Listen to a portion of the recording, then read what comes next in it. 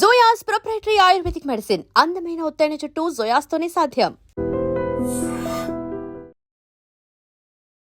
రోజా, ఖుషి, రోజా, భారతి ఏంటండి డిఫరెన్స్? ఖుషి అనేది screen name, అది ఖుషి అని నా ఫ్రెండ్స్ అంతా పిలుస్తారు ఇంట్లో, అంటే పెట్ నేమ్ అంటారు కదా, సో అట్లా. సో ఖుషి ఖుషి అని ఎక్కువ పిలుస్తూ ఉంటారు కాబట్టి నా ప్రొడక్షన్ హౌస్ పేరు ఖుషి టాకీస్ అని పెట్టాం. అట్లా ప్రొడ్యూసర్గా ఎందుకు మారారు? ప్రొడ్యూసర్కి ఇన్ని కష్టాలు ఉంటాయని నాకు సినిమా తీసాక ఎక్స్పీరియన్స్ వచ్చింది. యాక్చువల్లీ మనీ ఉంటే మనం మూవీ చేసేయచ్చు, అంటే మనకి ఒక మూవీ మొదలు పెట్టినప్పుడు మనతో చాలా మంది వస్తారు.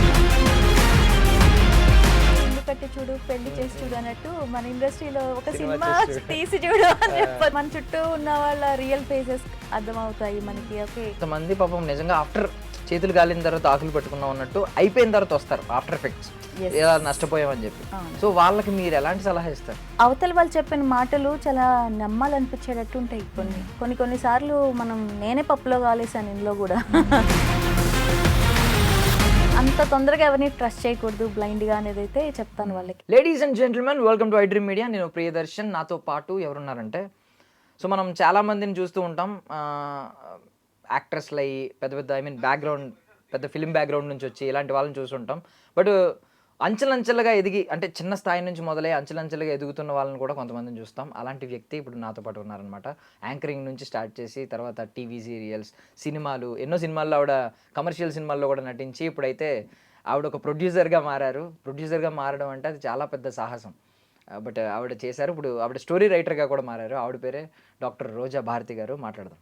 హాయ్ అండి. హాయ్ అండి. బాగున్నారా? యా, చాలా బాగున్నాను. సో ఫస్ట్ ఆఫ్ ఆల్, రోజా, ఖుషి, రోజా, భారతి ఏంటండి డిఫరెన్స్? ఖుషి అనేది స్క్రీన్ నేమ్, అది ఖుషి అని నా ఫ్రెండ్స్ అంతా పిలుస్తారు ఇంట్లో, అంటే పెట్ నేమ్ అంటారు కదా, సో అట్లా. రోజా భారతి అనేది నా సర్టిఫికేట్ నేమ్ అనమాట. సో ఖుషి ఖుషి అని ఎక్కువ పిలుస్తూ ఉంటారు కాబట్టి నా ప్రొడక్షన్ హౌస్ పేరు ఖుషి టాకీస్ అని పెట్టాము. ఖుషి టాకీస్ అని పెట్టారు. సో ప్రొడ్యూసర్ అంటే మీకు తెలుసు, మీరే చూసుంటారు, ఎంతో మంది ప్రొడ్యూసర్లు వాళ్ళు కష్టపడి సంపాదించిన సొమ్ము కదా పెడుతున్నారు. వాళ్ళు ఒక ప్యాషన్తో ఏదో పెడతారు, రిజల్ట్ ఏమవుతుందో కూడా తెలియదు. చాలా బిజినెస్ లో తెలుస్తాయి, ఎంత ఇన్వెస్ట్ చేస్తే ఎంత వస్తుంది అనే ఒక అంచనా ఉంటుంది. ఇది అంచనా లేని వ్యాపారం. నిజం, ఏమవుతుందో కూడా తెలియదు. ఎందుకు అసలు ప్రొడ్యూసర్గా ఎందుకు మారారు? ప్రొడ్యూసర్కి ఇన్ని కష్టాలు ఉంటాయని నాకు సినిమా తీసాక ఎక్స్పీరియన్స్ వచ్చింది. యాక్చువల్లీ నాకేమనిపించింది అంటే, ఓకే మనీ ఉంటే మనం మూవీ చేసేయచ్చు, అంటే మనకి ఒక మూవీ మొదలు పెట్టినప్పుడు మనతో చాలామంది వస్తారండి. ఏమంటే మేమున్నాం, మేము చూసుకుంటాం, మేము రిలీజ్ చేస్తాం అన్నప్పుడు ఐ సైడ్ ఓకే, ఫైనాన్షియల్గా అయితే నేను స్ట్రాంగ్గానే ఉన్నాను, నేను మనీ పెట్టగలను, కానీ నాకు ఆ మూవీని ఎలా బయటికి తీసుకురావాలి, ఒక ప్రోడక్ట్ ఎలా రెడీ చేయాలి అనేది నాకు ఐడియా లేదు. సో మేమున్నాం కదా, మీరు స్టార్ట్ చేయండి అన్నప్పుడు ఓకే, చాలామందికి పని వస్తుంది. నేను చిన్నప్పటి నుంచి ఉన్నది ఇదే ఫీల్డ్లో కాబట్టి ఇంకెప్పటికీ ఇందులోనే ఉంటాము. సో నాకు ఒక అవకాశం ఇచ్చినట్టే నేను కూడా కొత్త వాళ్ళకి అవకాశం ఇవ్వాలి అని స్టార్ట్ చేశామన్నమాట. దాని తర్వాత అర్థమైంది ప్రొడ్యూసర్ కష్టాలేంటి. మొదలు పెట్టినప్పుడు 2 సినిమాలు ఉంటాయి ప్రొడ్యూసర్కి, అంటే మంచి డిస్ట్రిబ్యూషన్ కానీ ప్రొడక్షన్ బ్యానర్ కానీ ఉంటే ఓకే, వాళ్ళకి ఈజీయే. బట్ నార్మల్గా ఫ్రెష్గా స్టార్ట్ అయిన వాళ్ళకి మాత్రం 2 సినిమాలు, ఒకటి తీయడం, ఇంకొకటి రిలీజ్ చేయడం అని అంటారు. ఎగ్జాక్ట్లీ, అంటే మనకి నార్మల్గా ఇల్లు కట్టి చూడు, పెళ్లి చేసి చూడు అన్నట్టు మన ఇండస్ట్రీలో ఒక సినిమా తీసి చూడు అని చెప్పొచ్చు.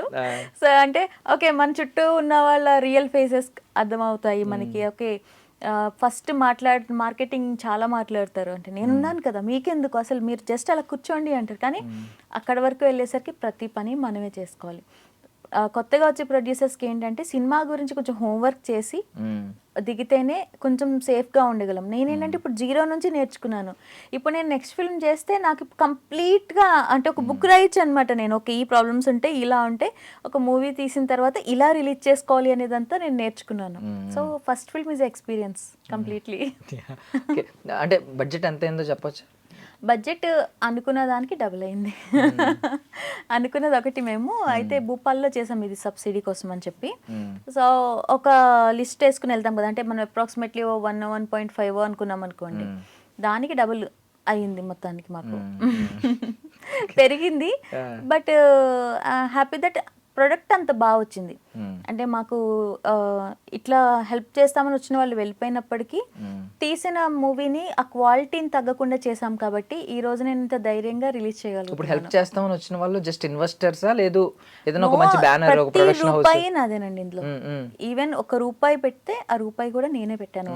సో హెల్ప్ చేద్దాం అన్న వాళ్ళు ఏంటి జస్ట్ హెల్ప్ చేద్దాం అన్న వాళ్ళు ఏంటంటే వాళ్ళు ఎలా వచ్చారు అంటే మేము ఉన్నాం కదా, సో ఇక్కడ భూపాల్లో ఇలా సబ్సిడీ ఇస్తున్నారు, సో మనం కలిసి ఒక మూవీ చేద్దాము, మేము మొత్తం మీకు టీమ్ని లేదంటే అక్కడ సబ్సిడీకి సంబంధించింది హెల్ప్ చేస్తాము, దీన్ని రిలీజ్ చేయాలి కదా, మెయిన్ టాస్క్ రిలీజ్. చాలా సినిమాలు చేస్తున్నారండి, అది రిలీజ్ అవ్వట్లేదు.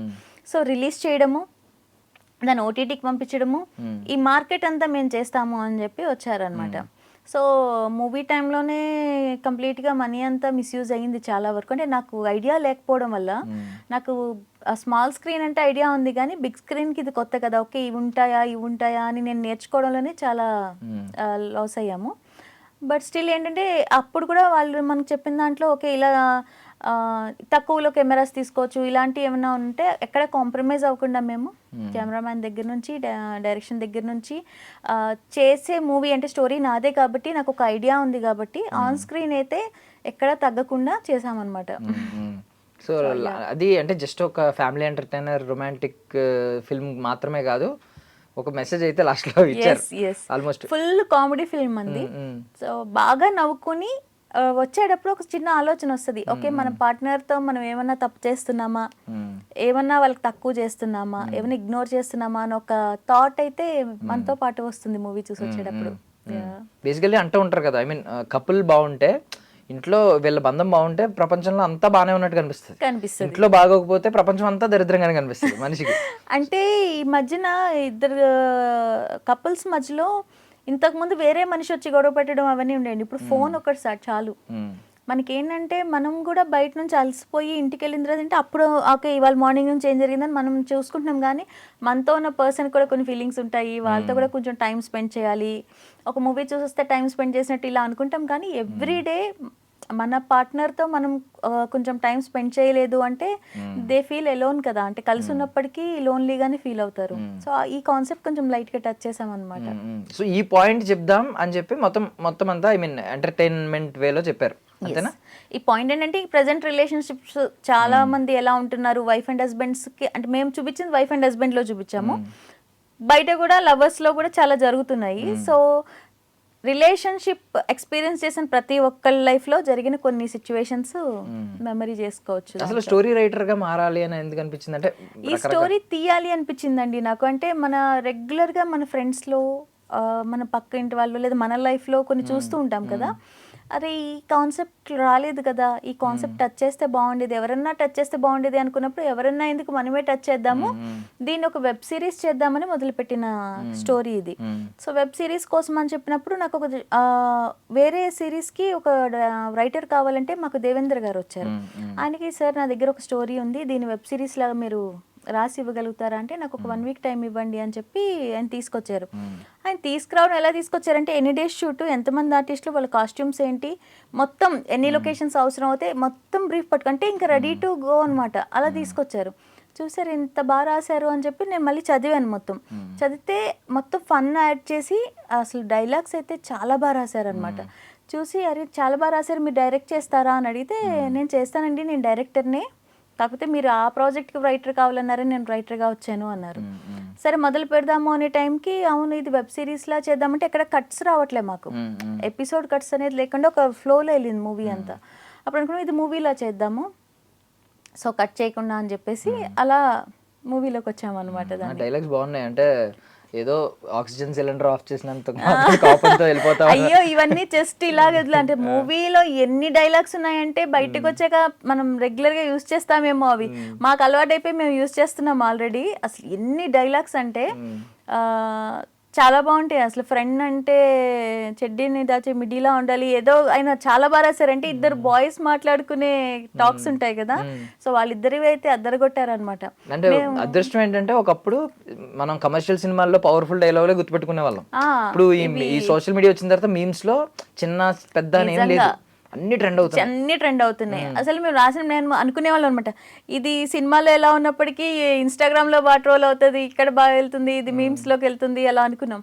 మేము ట్రైలర్ కట్ చేస్తున్నప్పుడు కూడా నాకు ఆ డైలాగ్స్ అన్ని పెట్టేయాలనిపిస్తుంది. డైరెక్టర్ గారు ఏమో మేడం అన్ని బయటకు వెళ్ళిపోతాయండి, మూవీలో సర్ప్రైజ్ గా ఉంచుదామండి అని అలా పెట్టారనమాట. అప్పటికి 4-5 పెట్టాము, అవి కూడా బాగా ట్రెండ్ అవుతున్నాయి ఇప్పుడు. అండ్ మీరు ఒక వీడియో చూసానండి, ఒక ఇంటర్వ్యూలో మీరు చెప్పింది, ఐ మీన్ ప్రపంచం మామూలుగా మిర్రర్ లా ఉంటదని అందరూ అనుకుంటారు, ఇండస్ట్రీ కూడా మిర్రర్ లాగా ఉంటది, మనం లీనియన్స్ ఇవ్వకపోతే వాళ్ళ నుంచి ఏమి ఉండదు, ఫస్ట్ ఆఫ్ ఆల్ ఇక్కడ జాగ్రత్త పడాలన్నట్టు చాలా క్లియర్ గా చెప్పారు. అంటే ఇది ఏమన్నా స్ట్రాంగ్ ఏమన్నా ఎక్స్పీరియన్స్ చేసారా, ఎవరినన్నా చూడడం, ఎవరన్నా బాధపడడం మీ దగ్గర ఉంటుంది కదండి. ఇప్పటికి నేను ఇక్కడికి వచ్చి ఒక 18 years నుంచి వర్క్ చేస్తున్నాను. సో అంటే నేను ఆల్మోస్ట్ నా 6th 7th నుంచి నేను ఇక్కడే ఉన్నాను. సో నా చైల్డ్హుడ్ లైఫ్ కానీ టీనేజ్ కానీ మొత్తం అంతా ఇదే ఫీల్డ్లో ఉన్నప్పుడు నేను అన్నీ ఎక్స్పీరియన్స్ చేశాను. ఓకే, ఉంటారు ఇబ్బంది పెట్టే వాళ్ళు ఉంటారు, మనల్ని సేఫ్ చేసే వాళ్ళు ఉంటారు. సో మనం ఏది చూస్ చేసుకుని వెళ్తున్నాము అంటే, ఒక చోట ఇబ్బంది పడుతున్నప్పుడు అక్కడే కూర్చొని ఇబ్బంది పడడం కంటే దాన్ని ఎలా సాల్వ్ చేసుకోవాలి అని చూసుకుని వెళ్తే బెటరు. నా ఎక్స్పీరియన్స్ ప్రకారం ఏంటంటే, అక్కడ వెళ్ళి గొడవ పడి వాళ్ళని కొట్టి తిట్టి వల్ల ఏం ఉపయోగం ఉండదండి. వాళ్ళని ఇగ్నోర్ చేసుకుని ముందుకు వెళ్ళిపోవాలి.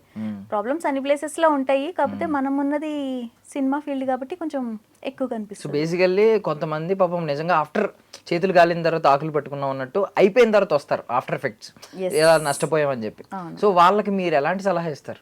ఎలాంటి వాళ్ళు అంటే అండి, అవతల వాళ్ళు చెప్పిన మాటలు చాలా నమ్మాలనిపించేటట్టు ఉంటాయి కొన్ని. అంటే మోసం చేసేవాడు చాలా ప్రిపేర్డ్గా ఉంటాడు.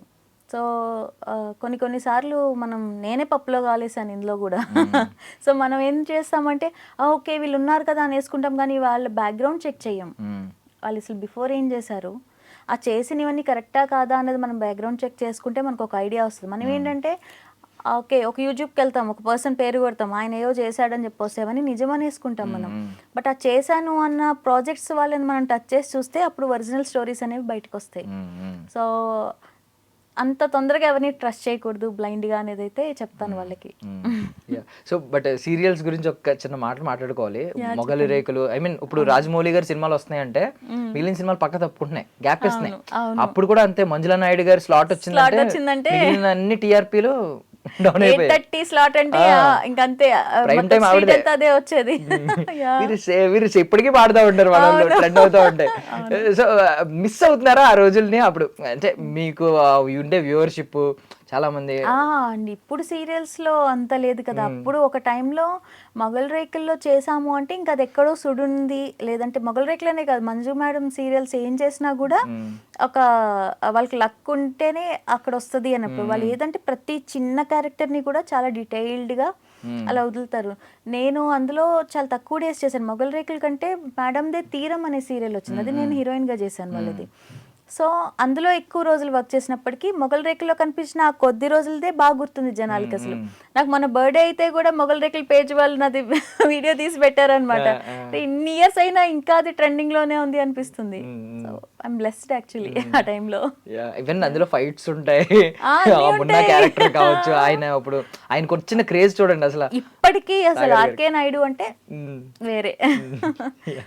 పెద్ద పెద్ద హీరోస్ వాళ్ళ మదర్స్ కూడా ఆయనకి ఫ్యాన్ అయ్యేంత ఫ్యాన్ బేస్. మెగాస్టార్ గారు వాళ్ళ మదర్ కూడా అసలు అంటే అది ఇంకా వాళ్ళ అదృష్టం అనుకోవాలంతే. ఆ టైంలో మేము ఎంటర్ అవ్వడం, అలాంటి సీరియల్స్ ఆ టైంలో రావడం. అంటే కొన్ని పవర్ఫుల్ క్యారెక్టర్స్ ని కొన్ని అనుకుంటాం, పోలీస్ క్యారెక్టర్ అంటే ఘర్షణ, కొన్ని అనుకుంటూ ఉంటాం. ఇది సీరియల్స్ మొత్తంలో ఎన్ని సీరియల్స్ వచ్చినా కొట్టదేమో నాకు తెలిసి ఆర్కే నాయుడు క్యారెక్టర్. ఇంకా అంత పవర్ఫుల్ ఏం కనిపించలేదు ఇంకా ఇప్పటి వరకు. సో సీరియల్ బ్యాక్గ్రౌండ్ ఇనీషియల్ గా పడింది కదా మీకు, ఆ వ్యూవర్షిప్ చూసారు, మంజులా నాయుడు గారి టేకింగ్ ని కొంచెం అబ్జర్వ్ చేస్తుంటారు, లీడ్ యాక్టర్ కాబట్టి మీరు తీరం సీరియల్లో. సో ఇన్ని చూసిన వాళ్ళు మీరు ఎందుకు సీరియల్స్ వైపు అడుగులేదు? ఐ మీన్ మీరే ప్రొడక్షన్ స్టార్ట్ చేసిన తర్వాత. Serial production next month start అవుతుంది, డిసెంబర్ లో స్టార్ట్ చేస్తున్నాను. ఫస్ట్ అట్టేయాల్సింది ఇటేసాను, ఈ ఎక్స్పీరియన్స్ కూడా యూస్ చేసుకొని ఇంకొంచెం బాగా వెళ్తాం. సీరియల్స్ అయితే ఇప్పుడు ప్రెసెంట్ సీరియల్స్ నడుస్తూనే ఉంటాయి, ఎప్పుడు నడుస్తూ ఉంటాయి, ఏ స్లాట్ ఖాళీ ఉండదు, అన్ని ఛానల్స్ లో ఆ స్లాట్ లో పడతా ఉంటాయి. మీరు ఏం అనుకుంటున్నారు అంటే కొత్తగా ఏం చూపించాలి, ఏం మిస్ అవుతున్నారు ఆడియన్స్ అని అనుకుంటున్నారు? ఆడియన్స్ ఏదో ఒకటి మిస్ అవుతున్నారు అని మనం మొదలు పెట్టామంటే అయిపోయిందేనండి. వాళ్ళు అంటే మనం ఏంటంటే మనం ఏ స్టోరీ తీసినా మేడంని ఫాలో అయిపోయి కొంచెం న్యాచురల్గా ద బెస్ట్, అంటే ఇప్పుడు ట్రెండింగ్లో ఉన్నట్టు కనుక తీసుకుని వెళ్తే జనాలు యాక్సెప్ట్ చేస్తారు అని అనుకుంటున్నాను. అంటే హెవీ మేకప్స్ చేసేసుకుని హెవీగా అంటే అన్యాచురల్గా వెళ్ళేది ఏది కూడా ఆడియన్స్ ఇష్టపడట్లేదు. ఎందుకంటే అందరికి అర్థమైపోయింది.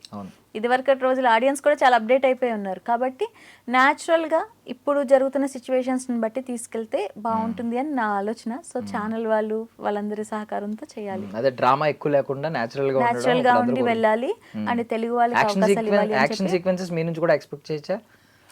అంటే స్టోరీ డిమాండ్ చేస్తే చేయిద్దాం. స్టోరీ అనుకున్నారా?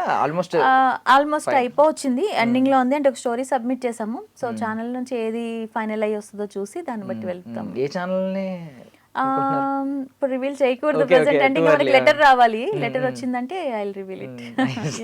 సో బీయింగ్ ఎన్ని కమర్షియల్ సినిమాలు చేశారు కదా, సో అక్కడ వర్కింగ్ స్టైల్ చూసుంటారు, పెద్ద పెద్ద స్టార్స్ని చూసుంటారు.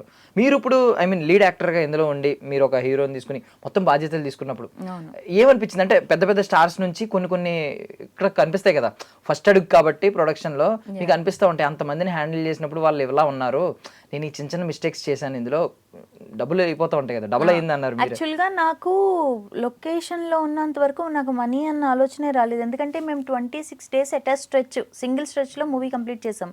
అది కూడా హైదరాబాద్ నుంచి చాలా దూరంలో మధ్యప్రదేశ్లో. అన్ని డేస్ షూట్ చేసినప్పుడంతా నా కాన్సన్ట్రేషన్ అంతా, అంటే నేను ఆర్టిస్ట్గా ఉన్నాను కాబట్టి ఓకే ఈరోజు షూట్ ఏంటి రేపు ఏంటి అనేది చేసుకున్నాం. లక్కీగా నాకు నా టీం చాలా సపోర్ట్ చేశారండి. అంటే ఆర్టిస్ట్లే కానివ్వండి, లేదంటే ఈ ప్రొడక్షన్ ఇక్కడ నుంచి తీసుకెళ్ళాను కదా నేను, ఫుడ్ కదంతా అది కానీ, లైట్ మ్యాన్స్ కానీ, మేకప్ కానీ, హెయిర్ స్టైల్ కానీ, ప్రతి ఒక్కళ్ళు అందుకంటే నాటే జోక్ 1 month ఫ్యామిలీస్ని వదిలేసి నన్ను నమ్మి అక్కడికి వచ్చి, అక్కడ చాలా ప్రాబ్లమ్స్ వచ్చినాయి మాకంటే కొత్త ప్లేస్ అవడం వల్ల వాటర్ రాకపోవడం, కొన్ని ప్లేసెస్లో రూమ్స్ కరెక్ట్గా లేకపోవడం, కొంచెం ఫస్ట్ 1 week చాలా ఇబ్బంది పడ్డాం అందరం. బట్ వెళ్ళిపోతారేమో వీళ్ళంతా అన్న ఫీలింగ్ వచ్చింది, నాకే అనిపించింది. బట్ వాళ్ళు అన్నారు లేదు మేడం చేద్దాం, కొంచెం టైం పడుతుంది కానీ సెట్ చేసుకుని చేద్దామని చెప్పి చాలామందికి హెల్త్ ప్రాబ్లమ్స్ వచ్చాయి అక్కడ వాటర్ చేంజ్ వల్ల. స్టిల్ హాస్పిటల్కి వెళ్తున్నారు, చూపించుకుని వచ్చి మళ్ళీ వర్క్ చేశారు. ఎక్కడ గ్యాప్ లేకుండా 1 day అనుకుంటా రెస్ట్ ఇచ్చాము అంతే. మొత్తం అన్ని డేస్ వర్క్ కంప్లీట్ చేశారు. ఆ విషయంలో ఐఎమ్ బ్లెస్డ్. సో నార్మల్గా ఎర్లీ డేస్లో సినిమాల్లోకి రాకముందు ఒక అంటే అభిమానం ఉంటుంది సిల్వర్ స్క్రీన్ మీద చూసి. సినిమాల్లోకి వెళ్ళిన తర్వాత కొంచెం దగ్గరుండి ఇదర్ 1 day అబ్జర్వ్ చేసినా, 2 days అబ్జర్వ్ చేసినా, 1 hour అబ్జర్వ్ చేసినా అభిమానం పెరిగే ఛాన్సులు ఉన్నాయి. అంటే వాళ్ళ బిహేవియర్ ఎలా ఉంటుందా. సో మీకు వాళ్ళిద్దరు ఎవరు ఎర్లీ డేస్లో సిల్వర్ స్క్రీన్ మీద ఎవరు? సిల్వర్ స్క్రీన్ మీద నాకు ఫస్ట్ నుంచి చిరంజీవి గారు అంటే చాలా ఇష్టం. అంటే ఆయన కూడా ఎంత కష్టపడి వచ్చారు అంటే ఆయన జర్నీ చాలా ఇన్స్పైరింగ్గా అనిపిస్తూ ఉంటుంది. నేను వర్క్ చేసిన హీరోస్ అందరూ ఆల్మోస్ట్ తెలుగు హీరోలతోనే ఎక్కువ వర్క్ చేశాను. అంటే హీరోలు మన తెలుగు వాళ్ళు అన్నారు కదా, వాళ్ళ డెడికేషన్ నేర్చుకోవాలనిపించిందండి. అంటే ఒక టాప్ పొజిషన్కి వెళ్ళిన తర్వాత కొంచెం యారగెంట్గా ఉంటారు అలా అనుకుంటాం, కానీ లొకేషన్స్లో ఎంత కష్టపడతారో చూసినప్పుడు ఇంకా మనం ద బెస్ట్ ఇవ్వాలి. మేము ఏంటంటే సీరియల్స్లో అది ఎక్కువ టైం వర్క్ చేయడం వల్ల ఒక ఈవినింగ్ 9 అయ్యేటప్పటికి అబ్బాయి ఏంటి ఇంటికి వెళ్ళిపోవాలి కదా, ఇంకా ప్యాకప్ చెప్పరేంటి అలా అనిపించేది. వీళ్ళ వర్కింగ్ స్టైల్ అది చూసిన తర్వాత అనిపించింది మనం చేసేది నథింగ్, ఇంకా చాలా చేయొచ్చు అని అనిపించింది. అంటే బాలకృష్ణ గారితో వర్క్ చేశాను నేను 2 సినిమాలు. ఆయన్ని చూసినప్పుడు చాలా ఇన్స్పైరింగ్ గా అనిపించింది. ఆయన సెట్స్ కి 5 o'clock షూట్ అయితే 4 గంటలకి వచ్చి కూర్చుంటారంట కదా. వచ్చి ఫస్ట్ అందరికంటే ముందు ఆయనే ఉంటారు. వచ్చి కూర్చుని అంటే డైరెక్ట్ గారు ఇలా పిలిచిన వెంటనే మేమన్నా ఇంకా కూర్చుని సర్దుకుని అలా వెళ్తామని టక్కని అంటే మాట్లాడుతున్నా ఏమైనా అవునా వస్తున్నా అని చెప్పి వెళ్ళిపోతారు టేక్ లోకి. అమ్మో అమేజింగ్ వాళ్ళంతా. చెప్పిన వాళ్ళు చెప్పారు చాలా మంది, అంటే ఎవరు రాకముందే ఆయన క్యారవాన్ వచ్చి అక్కడ ఉంటుంది, ఆ క్యారవాన్ లో ఆయన కూర్చుని ఉంటారు, రెడీగా ఉంటారు. అంటే ఎప్పుడు కూడా షార్ట్ అంటే ఆగండి అన్నది ఎప్పుడు చూడలేదన్నమాట. ఎనీ టైం రెడీయా పదండి వెళ్ళిపోదాం అలా అనమాట. అలా నితిన్ గారితో వర్క్ చేశాను. మన ఇప్పుడు కిరణ్ అబ్బవరం గారు వీళ్ళంతా కూడా చాలా డెడికేటెడ్ గా అంటే ఇంకా ప్రాణం పెట్టి ఒక మూవీ చేస్తారు. సో అది చూసినప్పుడు మనం ఇంకా చాలా చెయ్యాలి, ఇంకా చాలా నేర్చుకోవాలి అనిపించింది. పేషెన్స్ లెవెల్స్ పెంచుకోవాలి అనేది నడుస్తూ ఉంటుంది. అది నడుస్తూ ఉంటుంది, మీ కన్ను ఉంటుంది దాని మీద నడుస్తూ ఉంటుంది. చాలా మంది మీరు నమ్మిన వాళ్ళు కొంతమంది ఉంటారు, నడుస్తూ ఉంటుంది. But me I mean priority ఎక్కడ బాగానే యాక్టరా లేదు ప్రొడక్షన్ మీద ఉందామని అనుకుంటున్నారు? ఫస్ట్ ఎప్పుడు యాక్టరేనండి. ఎందుకంటే ఇంకా నేను ఒకసారి మేకప్ పడ్డాక అది పోదనుకుంటాను లైఫ్లో. సో ఆర్టిస్ట్గా చేయాలి అనేదే ప్రైమ్ ఇది ఉంటుంది. కానీ వన్స్ స్టార్ట్ చేసాము, అసలు నేను అనుకోకుండా వచ్చి ఒక ప్రొడక్షన్ హౌస్ పెట్టాను. సో అది కూడా కొత్త వాళ్ళకి మనం ఆఫర్ ఇవ్వాలి అనే దాంట్లో వచ్చి పెట్టాం. ఇప్పుడు వచ్చిన ఎక్స్పీరియన్స్ని యూజ్ చేసుకుని ఇంకా కొంచెం మంచి మూవీస్ తీయాలి. హిట్టా ఫ్లాపా అనేది ఇంకా ఆడియన్స్ చేతిలో, దేవుడి చేతిలో ఉంది. సో మనం అంటూ మంచి ప్రోడక్ట్స్, ఇప్పుడు కొత్త వాళ్ళు చాలా మంది వస్తున్నారు, స్టోరీస్ చాలా బాగుండి ఓకే లిమిటెడ్ బడ్జెట్లో ఉంది అంటే మనం నేను రిలీజ్ చేయగలను అని నాకు అర్థమైపోయింది ఇప్పుడు.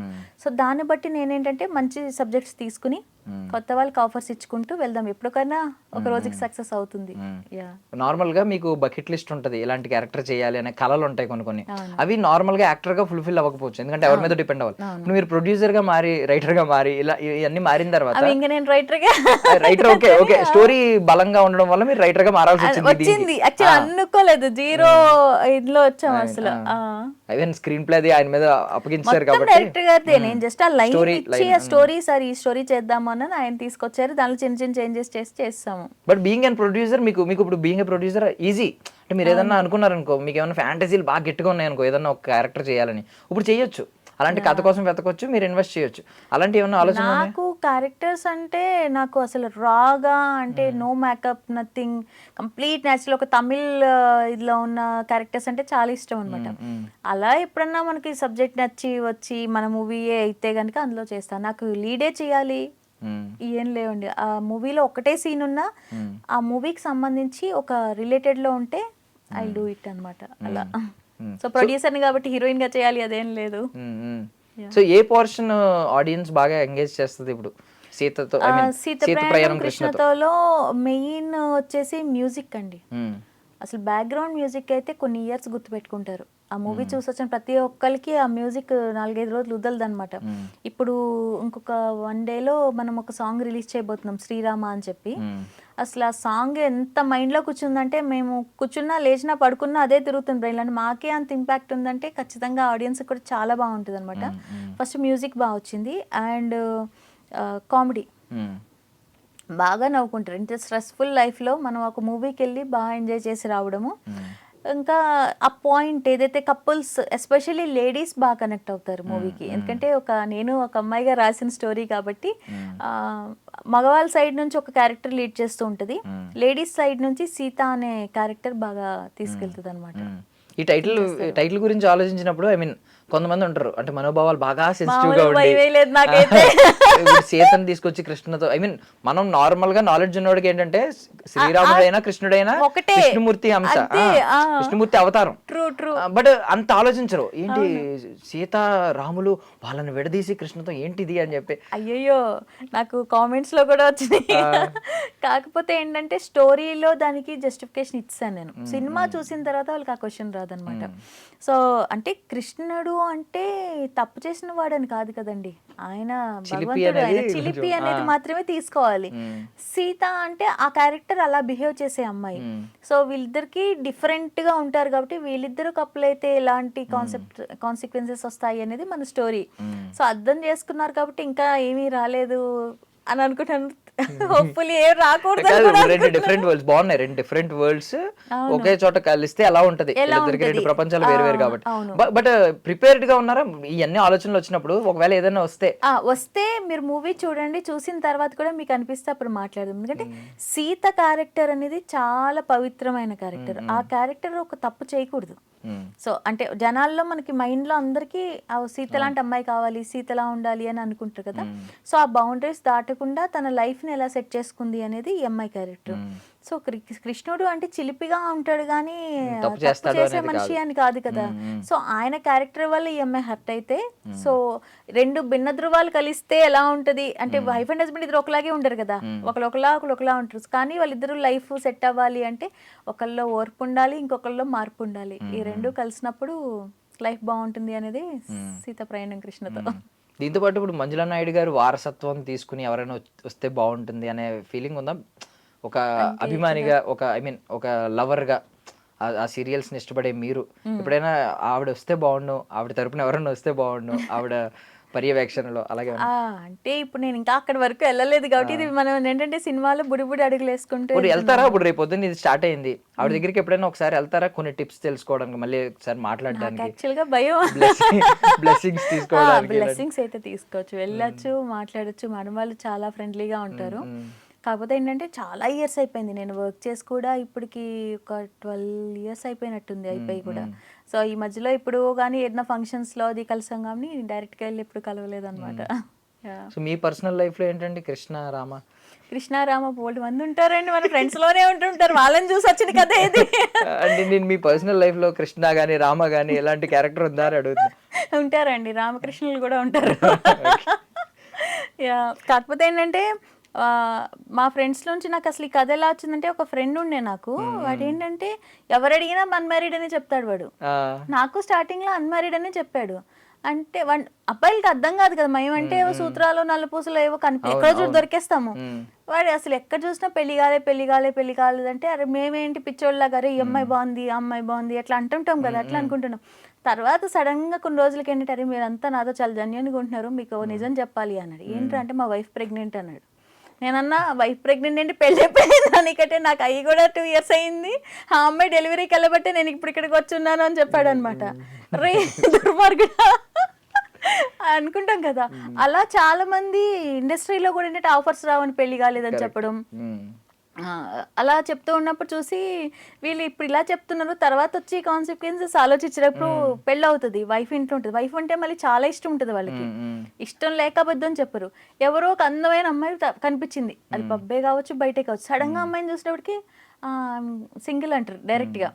తెలిస్తే ఇక్కడ ఏమవుతుంది, పోనీ అక్కడ తెలిస్తే అక్కడ ఏమవుతుంది అనేది ఉండదు, తర్వాత చూసుకుందాంలే అనుకుంటారు. అలా ఇలాకి ఏం జరుగుతుంది అనేది మనకు అదనమాట. యాక్చువల్లీ వీళ్ళని చూసే వచ్చింది మనకి. లవ్ స్టోరీ సినిమా కోసం కక్కుర్తిపడి వరల్డ్ వార్ ని అంతే కదా ఆహ్వానిస్తున్నారు, ఇంట్లో జరిగే వరల్డ్ వార్ గురించి. నెక్స్ట్ ఏమవుతుంది అనేది ఆలోచన ఉండదు. ఇప్పుడు ఆ క్షణం అమ్మాయికి చెప్పేయాలి అంతే, తర్వాత ఏంటి అనేది రాదు. पण అలా నీటి వదిలేయగలరా, వదలలేరు. ఈమెను వదలగలరా, ఇక్కడ జరుగుతుంది. సో ఆ కాన్సెప్ట్ లో వెళ్తుంది అనమాట మూవీ అంతా.